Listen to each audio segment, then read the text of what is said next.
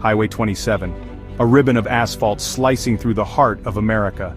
Beneath the surface of this ordinary highway lies a darkness, a history whispered in hushed tones, a place where shadows dance at the edge of your vision, and where some travelers never reach their destinations. The locals know its secrets, tales of vanished travelers, unexplained occurrences, and a lingering sense of unease. For those just passing through, Highway 27 is just another road, oblivious to the darkness that waits just beyond the reach of their headlights. Nightfall on Highway 27 is a time when the ordinary transforms into the unsettling.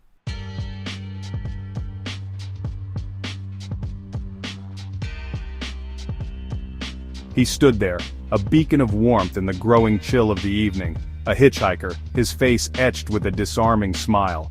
He waved cheerfully at passing cars, his optimism a stark contrast to the unsettling atmosphere of the highway. His name was Michael, and he was making his way across the country, one ride at a time. He believed in the goodness of strangers, in the kindness of others. Michael was a storyteller at heart. He had a knack for captivating his audience, for weaving tales that transported them to distant lands. Drivers who passed him often felt a pang of sympathy, a flicker of recognition in his hopeful eyes. Some, compelled by a sense of compassion or perhaps a touch of morbid curiosity, would slow down, considering the risk of offering him a ride. Little did they know that Michael's journey would soon take a sinister turn.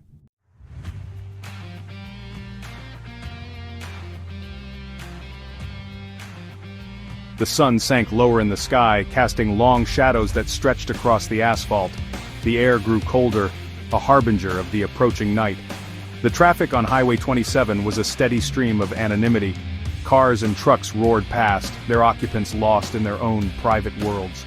Michael stood on the shoulder, a solitary figure against the backdrop of the endless highway. His smile was a beacon of hope in the gathering gloom, a silent plea for connection. He held his thumb out, his backpack leaning slightly against his lean frame. He had been on the road for weeks, his journey a testament to his unwavering faith in the kindness of strangers. Hours drifted by like tumbleweeds in the wind. The sun dipped below the horizon, painting the sky in hues of fiery orange and deep purple. Michael felt a familiar pang of loneliness, a longing for companionship that gnawed at the edges of his cheerful facade.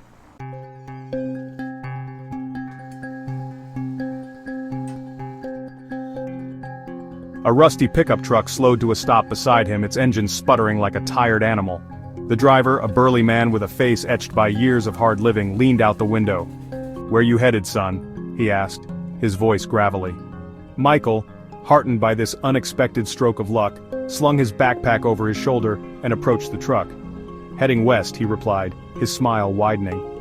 "Just need to get as far away from this town as possible." The driver grunted in response. "Hop in," he said. "I'll get you a few miles down the road." The truck rumbled back to life, its headlights cutting through the growing darkness. Inside the cabin, the air was thick with the smell of stale cigarettes and engine oil. Michael and the driver, whose name was Jake, fell into an easy conversation. They talked about the road, the weather, the places they had been, and the places they dreamed of going.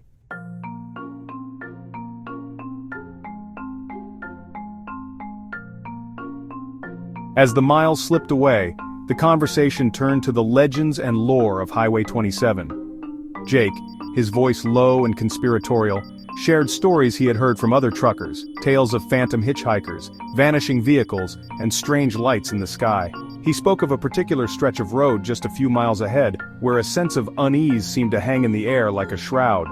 "They say that's where the spirits linger," Jake said, his eyes flickering towards the rearview mirror. Michael, though not usually one for superstition, felt a shiver run down his spine. He glanced out the window, his gaze drawn to the dark woods that pressed close to the edge of the road. The trees swayed in the wind, their branches twisting into grotesque shapes. Jake continued his eerie tales, his voice a hypnotic drone against the background hum of the engine.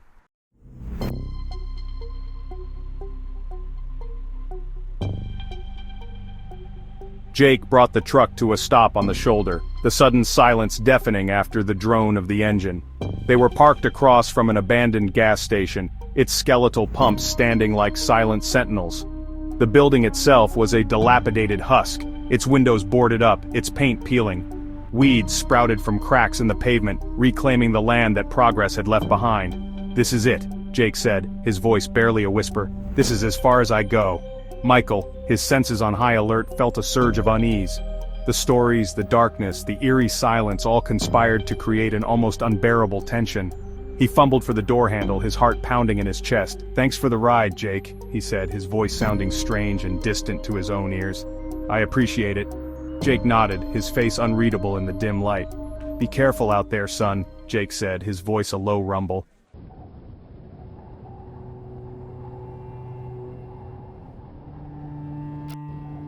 The first rays of dawn pierced through the gaps in the boarded-up windows of the abandoned gas station, illuminating a scene of unexpected horror.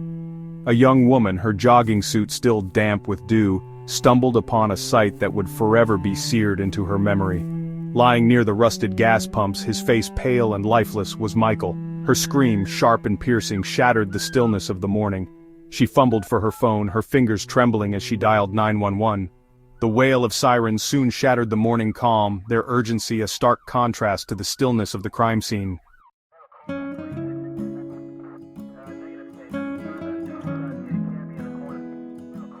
Sheriff Davis, his face a mask of grim determination, surveyed the scene. The young man, his identity still unknown, lay sprawled near the gas pumps, his lifeless eyes staring vacantly at the sky. The stillness of the morning was broken only by the rustling of leaves in the wind and the click of cameras as the forensics team began their work. Every inch of the crime scene was meticulously documented, every potential piece of evidence carefully collected. The yellow tape fluttered in the breeze, a stark reminder of the violence that had visited this seemingly forgotten corner of Highway 27. Time was of the essence. Every minute that passed meant the trail growing colder. Sheriff Davis, his gut churning with a mixture of anger and determination, vowed to find whoever was responsible for this senseless act.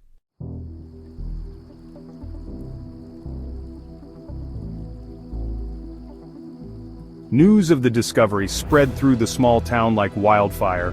The local diner, usually abuzz with gossip and laughter, was shrouded in an unusual silence. Who was this young man, and what had brought him to this tragic end on their quiet stretch of highway? Theories fueled by fear and speculation ran rampant. Some whispered of a shadowy figure seen lurking near the gas station the night before. The more superstitious among them, their voices barely above a whisper, spoke of the cursed highway, of restless spirits seeking revenge on the living. The murder had shaken them, shattered their sense of security.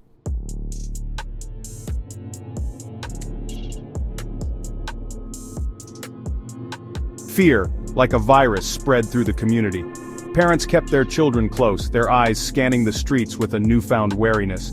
The sound of a car backfiring, once a common occurrence, was now enough to send shivers down their spines. The nightly news, usually filled with mundane local events, was now dominated by the murder on Highway 27. The image of the abandoned gas station, now a symbol of tragedy, flashed across television screens. The murder had become a dark cloud hanging over their lives.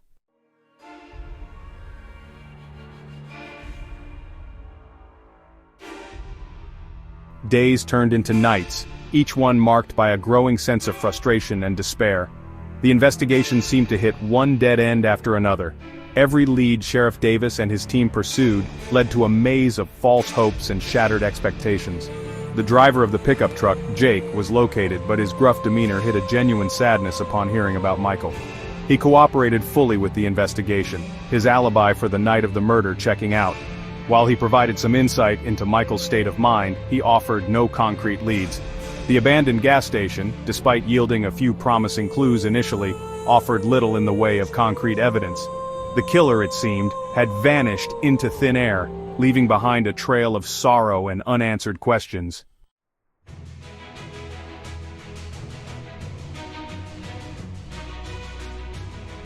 The investigation into Michael's murder had stalled, the trail gone cold. Sheriff Davis, his face etched with frustration, sat at his desk, poring over the scant evidence his team had managed to gather. Just when hope seemed to dwindle, a glimmer of possibility emerged from an unexpected source. A long-haul trucker, his face weathered by countless miles and sleepless nights, contacted the sheriff's department, claiming to have information that might be relevant to the case. He had been passing through the area on the night of the murder, his dashcam recording his lonely journey along the desolate stretch of Highway 27.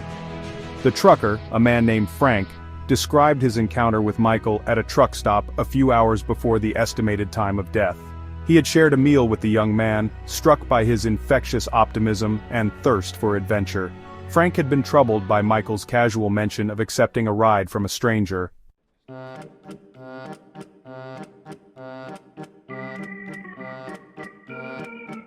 Sheriff Davis, his interest piqued, wasted no time in obtaining a copy of the dashcam footage. The grainy images, captured in the dead of night, flickered across the screen in the darkened interrogation room. The highway, illuminated only by the truck's headlights, stretched ahead like a black ribbon, the surrounding woods a menacing presence in the periphery. As the truck rumbled along, the headlights briefly illuminated a figure standing on the shoulder, his thumb outstretched in the universal sign of a hitchhiker. It was Michael, his face barely discernible in the low light, but his backpack and the familiar stance unmistakable. The timestamp on the footage placed Michael at the approximate location where Jake, the pickup truck driver, had claimed to have picked him up. The footage, though grainy and obscured by shadows, offered a glimmer of hope in the darkness. It corroborated Jake's story, confirming that Michael had indeed accepted a ride from him. But more importantly, it captured something else, something that had initially escaped notice. A vehicle, its headlights barely visible in the distance, had been traveling behind the truck at the time Michael was picked up.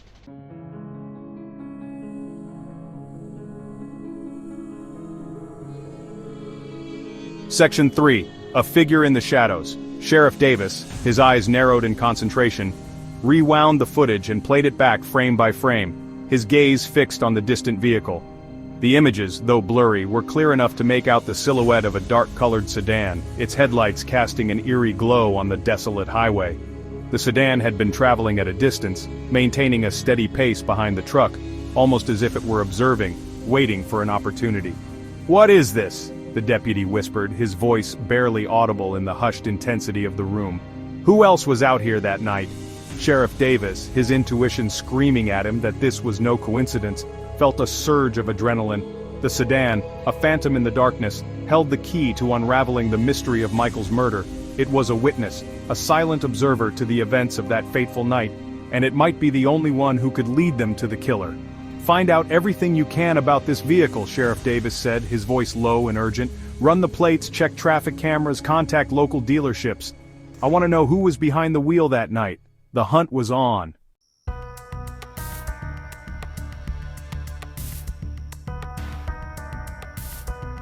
Section 4. Time and Truth. Days turned into weeks as Sheriff Davis and his team worked tirelessly to identify the mysterious sedan. They painstakingly reviewed hours of traffic camera footage, hoping to catch a glimpse of the vehicle's license plate. They interviewed locals, hoping someone might recall seeing the car in the area around the time of the murder. They consulted with car dealerships, hoping to narrow down the make and model of the vehicle. The investigation, though painstakingly slow, began to yield results. A partial license plate number captured on a traffic camera miles from the crime scene provided a glimmer of hope. A witness, her memory jogged by a sketch of the sedan, recalled seeing the vehicle parked at a rest stop hours before the murder. The pieces of the puzzle, though scattered and incomplete, were beginning to come together, forming a picture that was both intriguing and deeply unsettling.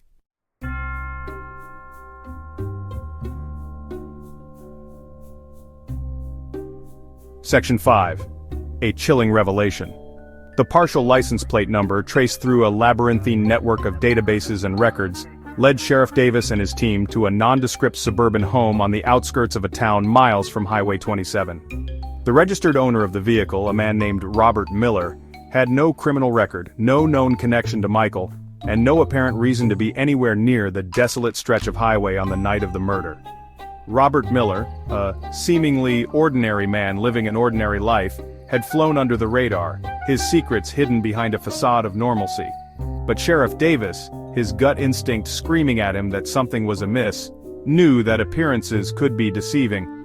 The truth, he sensed, lurked beneath the surface, waiting to be unearthed. The investigation, once stalled, was now hurtling towards a climax, propelled by the chilling realization that they were dealing with something far more sinister than they could have imagined. The hunt for Michael's killer had taken an unexpected turn, leading them down a path shrouded in darkness and uncertainty.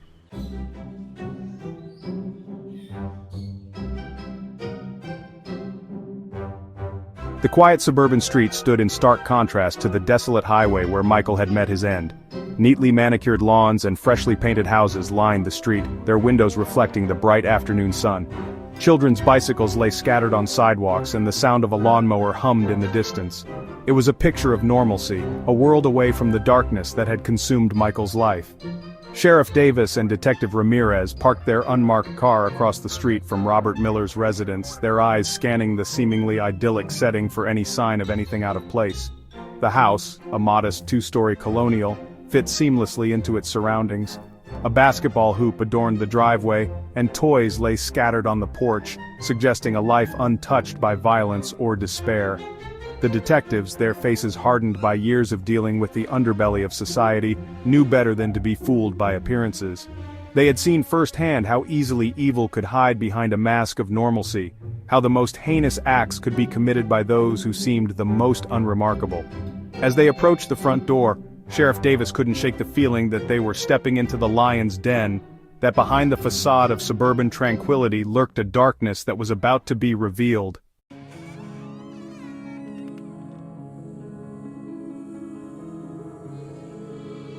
Robert Miller answered the door on the second knock, his eyes widening slightly as he took in the sight of the two detectives standing on his porch.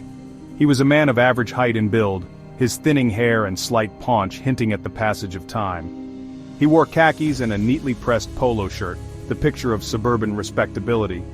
"Mr. Miller?" Sheriff Davis inquired, his voice polite but firm. "We'd like to ask you a few questions about your car. Do you mind if we come in?" Miller hesitated for a moment, a flicker of unease crossing his face. "My car?" he echoed, his voice betraying a hint of nervousness. "What about it?" Despite his initial reluctance, Miller stepped aside, allowing the detectives to enter. The interior of the house mirrored its exterior, neat, orderly, and utterly unremarkable. Family photos adorned the walls and a faint scent of potpourri hung in the air. It was the kind of house that could have belonged to anyone, anywhere. As Miller led them into the living room, his movements stiff and unnatural, Sheriff Davis couldn't shake the feeling that something was off, that beneath the veneer of normalcy, a darker truth was struggling to break free.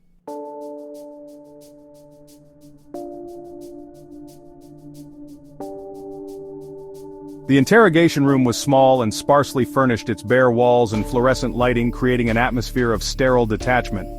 Sheriff Davis sat across from Robert Miller, a thick file folder lying open on the table between them. The air crackled with unspoken tension, the silence punctuated by the rhythmic tapping of the sheriff's pen against the tabletop. "We know you were on Highway 27 the night Michael was murdered, Mr. Miller," Sheriff Davis stated, his voice devoid of emotion. Miller shifted uncomfortably in his seat, his gaze darting nervously around the room. "I told you, I was visiting my sister in the next state over," he insisted, his voice strained. "I have no idea what you're talking about." Sheriff Davis laid out a series of photographs on the table, each one a piece of a puzzle that was slowly but surely coming together. There was the grainy image of Miller's car captured by the trucker's dashcam, its license plate clearly visible. There was a shot of Miller at a gas station on the night of the murder, his face caught on security camera footage. And there, most damning of all, was a photo of a tire iron found near Michael's body, its metal surface stained with what appeared to be blood. "These photographs tell a different story, Mr. Miller," Sheriff Davis said, his voice low and menacing. "A story of a chance encounter, a moment of rage, and a life brutally cut short." As the weight of the evidence settled upon him, Robert Miller's carefully constructed facade began to crumble, revealing the darkness that lay beneath.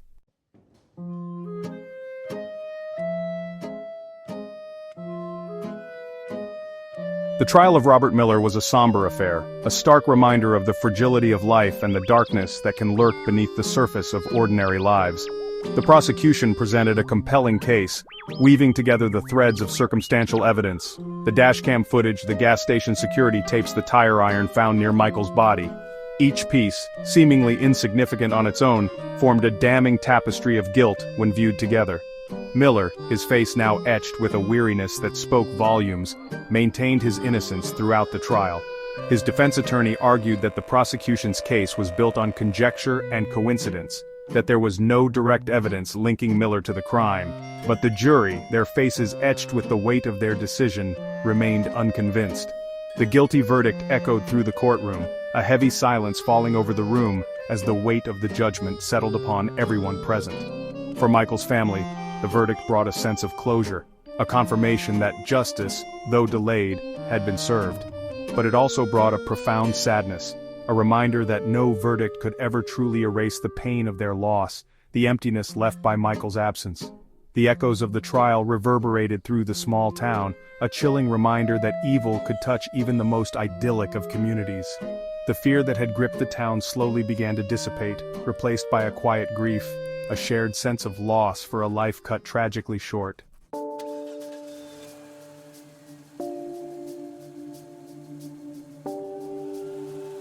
Highway 27, once a symbol of fear and uncertainty, gradually returned to its familiar rhythm, the steady stream of traffic a testament to the transient nature of human experience. But for those who had been touched by the tragedy, the highway would forever hold a different meaning. The abandoned gas station, a silent sentinel to the crime, remained standing, a stark reminder of the fragility of life and the darkness that can lurk in the shadows. The locals avoided it, their eyes darting nervously towards the dilapidated structure as they drove past, their minds conjuring images of that fateful night. The story of Michael's murder became a local legend passed down from one generation to the next, a cautionary tale whispered around campfires and in hushed tones. Some say that on quiet nights when the wind whispers through the trees along Highway 27, you can still hear Michael's laughter, a faint echo of a life cut short, a reminder that even in the darkest of times, hope and kindness can still shine through. And so, Highway 27 continues to snake its way through the heartland, a ribbon of asphalt connecting lives, carrying dreams, and bearing witness to the full spectrum of human experience, the good, the bad, and the heartbreaking. It serves as a constant reminder that every journey, no matter how long or short, leaves its mark on the world, and that even in the face of tragedy, the human spirit endures, carried on the wind, whispered in the trees, and etched in the memories of those left behind.